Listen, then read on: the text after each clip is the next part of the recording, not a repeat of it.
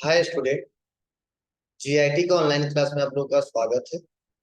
और आज की क्लास में हम लोग जानने वाले हैं एमएस एक्सेस में डिलीट क्वेरी होता क्या है और उसका उपयोग क्यों और किस लिए किया जाता है और कैसे डाटाबेस पे किया जाता है। वह आज की क्लासेस में एक एक करके स्टेप बाय स्टेप सीखेंगे और जानेंगे। तो चलिए, सबसे पहले डिलीट क्वेरी का इस्तेमाल करने से पहले एक डाटाबेस हम क्रिएट करते हैं और तब हम बताते हैं कैसा कंडीशन होगा तो वहां पे डिलीट क्वेरी का इस्तेमाल करते हैं। इसके लिए विंडो प्लस आर दबाते हैं और एमएस एक्सेस को ओपन कर लेते हैं। और आज हमको एक बनाना है ऑर्डर लिस्ट। क्या बनाना है? Order list. तो हमने ऑर्डर डिटेल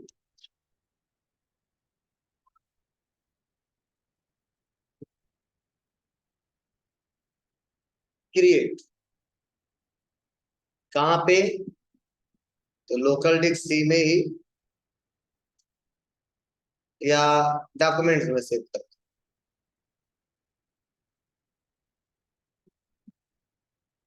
क्लियर है? अब मैं यहाँ पे आता हूँ, राइट क्लिक करता हूँ, डिजाइन व्यू में आता हूँ और ओके करता हूँ। आईडी पूछा जा रहा है तो हमने लिख दिया यहाँ पे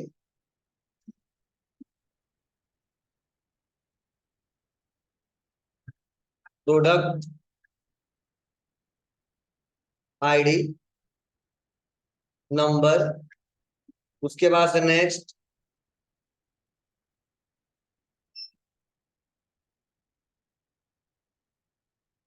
सप्लायर नेम सॉर्टेड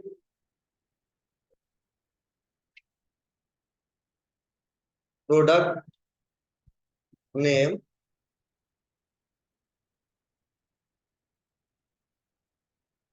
क्वांटिटी और order date. Date and time रहेगा इसमें। और उसके बाद से स्टेटस। यही हेडिंग रहेगा। बना लेंगे आप लोग, बनाते समय। तो देखिए, हम एक डाटाबेस बना लेते हैं इसके लिए। तो डाटा सीट व्यू में आएंगे और प्रोडक्ट आईडी, तो यहाँ पे हम प्रोडक्ट आईडी लिखिए। सप्लायर नेम, मतलब हमने माल जिसको ऑर्डर किया था उस सप्लायर का नेम क्या है? तो हमने लिखा अमित ट्रेडर्स। प्रोडक्ट नेम किस प्रोडक्ट के लिए किया था? किस प्रोडक्ट के लिए किया था? तो हमने बताया डेल की वो। क्वांटिटी, तो मैंने क्वांटिटी टाइप कर दिया 5। और ऑर्डर डेट, तो यहाँ पे डेट लिखने की जरूरत नहीं है। देखो, क्लिक करेंगे तो डेट वाला मेनू खुल गया। दिख रहा है आपको? वहां पे लेने से यही फायदा है। और मैंने ऑर्डर दिया तो वो दिया था 13 तारीख को। इसे टैब बटन दबाएंगे और स्टेटस इसका क्या है? तो हमने लिखा अभी पेंडिंग चल रहा है। क्या चल रहा है? पेंडिंग चल रहा है।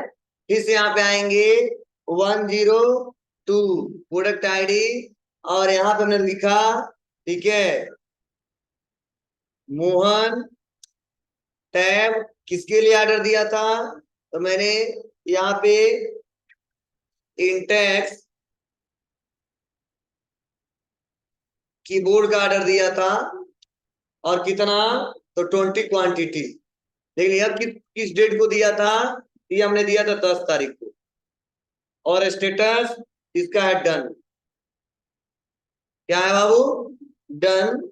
इस आता हूं 103 और 103। और उसके बाद से इनका जो नाम था वो था एसके ट्रेडर्स। और इनको मैंने जो ऑर्डर दिया था वह दिया था फॉर एग्जाम्पल मॉनिटर के लिए। कितना? 5 मॉनिटर। और किस डेट को दिया था? क्लिक किया, मैंने 11 तारीख को दिया था, 11 लिख दिया। इनका स्टेटस क्या है? तो अभी है पेंडिंग। फिर से क्लिक किया, 5 लोगों को बनाऊंगा, ज्यादा लोग नहीं। 104 और यह है सुरेश, और इनको मैंने दिया था आर्डर, वह दिया था माउस के लिए, और 50 क्वांटिटी। और यह जो हमने ऑर्डर दिया था वह दिया था हमने 5 तारीख को, और इसका स्टेटस मैंने लिखा डन। 105 और सुरेश थे, और यहाँ पे मान लो ले दिया मोहन ट्रेडर्स, और यह एलईडी के लिए ऑर्डर दिया था 20, और यह ऑर्डर हमने दिया था कब, तो हमने दिया था 15 तारीख, और इसका भी स्टेटस क्या है अभी डन। अब 5 लोग का डाटा हमने बनाया और इसको सेव कर लिया।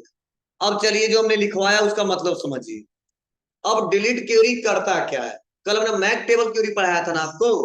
तो मैक टेबल क्वेरी में क्या होता था कि हमने कोई डाटा बहुत बड़ा सा बनाया है, हमने कोई बहुत बड़ा सा डाटाबेस बनाया है, और डाटाबेस बनाने के बाद ध्यान देना, डाटाबेस बनाने के बाद से अगर मैं सोच रहा हूं कि जो मैंने रिकॉर्ड रखा है उसमें से पार्टिकुलर किसी स्टेटस के हिसाब से डाटा को अलग कर लूं, उसके लिए मेक टेबल क्यूरी का इस्तेमाल किए थे, याद है। लेकिन आज मैं सोच रहा हूं कि जो मैंने लिस्ट बनाया है जो डन हो चुका है, ठीक है, या जो पेंडिंग है, तो जो डन हो चुका है बताओ पेंडिंग लिस्ट में रखने की कोई जरूरत है। जैसे मान लो इतने लोग का फीस बकाया था, तो कुछ लोग फीस जमा कर दी, कुछ लोग का बाकी है, तो जो जमा किए उनका भी नाम रहे, और जो जिनका बाकी उनका भी नाम रहे, तो कोई मतलब है नहीं है। मैं सोच रहा हूँ जिसका जिसका लिस्ट जमा हो गया है उसका उसका उस लिस्ट से नाम गायब हो, ठीक है। तो ऐसे कंडीशन में हम लोग के पास ऐसा ऑप्शन दिया है कि डिलीट क्वेरी का इस्तेमाल कर सकते। अब डिलीट क्वेरी करता क्या है, करता किसी पार्टिकुलर नेम के हिसाब से जितना उससे संबंधित डाटा है एक बार में डिलीट करना चाहते हो तो आप लोग डिलीट कर सकते हो।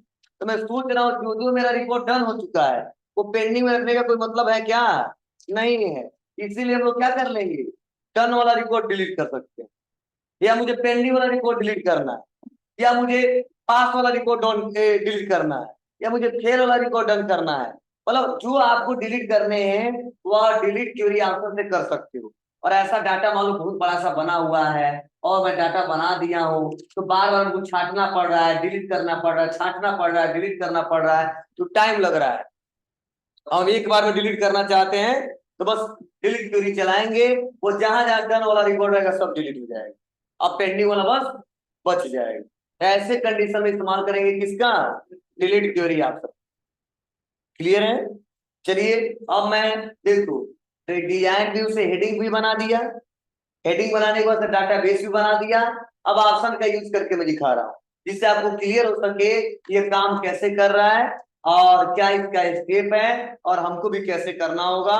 और कोई भी डाटाबेस हो सकता है, डाटाबेस कोई भी हो सकता है। जैसे मान लो एक सर्विस सेंटर वाला हो, तो बहुत सारे लोग कंप्लेन किए, बोलो, तो कंप्लेन डेट लिखोगे ना, क्या इशू है वो बताओगे ना, ठीक है। तो मान लो कंपनी वाला पूछता है ना कि जो कंप्लेन है कितना कंप्लीट हो चुका है कितना पेंडिंग है, तो जो कंप्लीट हो चुका है उसका भी रिकॉर्ड हम मेक टेबल से निकाल सकते हैं, जो जो कंप्लीट है उसका भी मेक टेबल से निकाल सकते हैं। अब कंपनी वाला चेक कर लिया, अब कभी कोई बात नहीं, जो कंप्लीट हुआ है उसका डाटा मेरे पास सही आ ही गया है, तो उस महीने में जितना कंप्लेन आया था उसमें जो डन हो चुका उसको हटा दो, जो पेंडिंग उसको रखो, और जल्दी से जल्दी सर्विस दो, जो भी गायब, मतलब एक भी कंप्लेन बाकी नहीं रहना, सबका सुनवाई होना, ठीक है। सपोज एक सर्विस सेंटर की बात किया, तो ऐसे हर जगह भी तो हो सकता है कि जहां जहां ऐसे डाटाबेस बने वहां पे इनका इस्तेमाल किया जा सकता है, बहुत सिंपल तरीका है। लेकिन अलग अलग जगह अलग अलग सॉफ्टवेयर होते हैं, अलग अलग तरीके से लोग इस्तेमाल कर सकते हैं, तो कोई जरूरी नहीं कि एमएस एक्सेस का इस्तेमाल करेंगे, लेकिन चाहेंगे तो इससे भी कर सकते हैं और भी अच्छे से सिस्टमेटिक तरीके से हो जाएगा। तो चलिए मैं करके दिखाता हूँ, ध्यान दीजिए, सुनिए, समझिए क्या स्टेप एक एक करके। चलो राइट क्लिक करता हूँ, सेव कर देता हूँ और इसको कर देता हूँ क्लोज। अब मैं कहां पे आऊंगा बाबू, बताओ आप लोग, मेक टेबल क्यूरी लगाने के लिए कहां गए थे, हाँ, तो कहाँ आएंगे आज? क्रिएट में।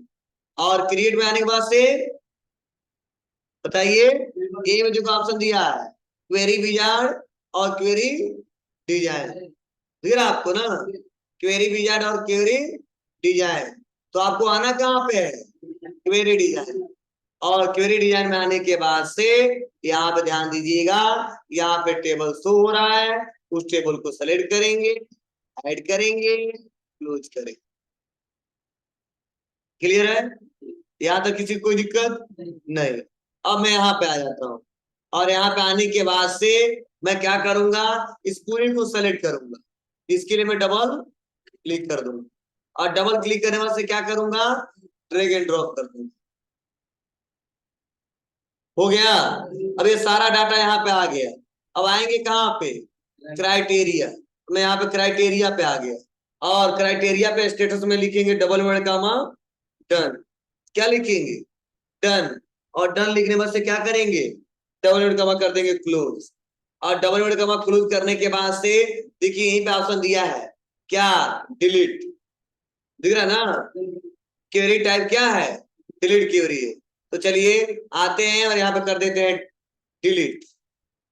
अब डिलीट करते ही यहाँ पे जो कुछ ऐसा इंटरफेस आ गया। अब करेंगे यहाँ से रन।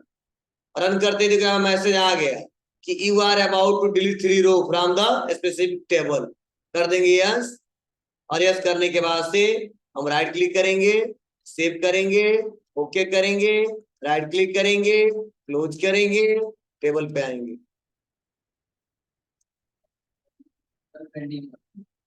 जी,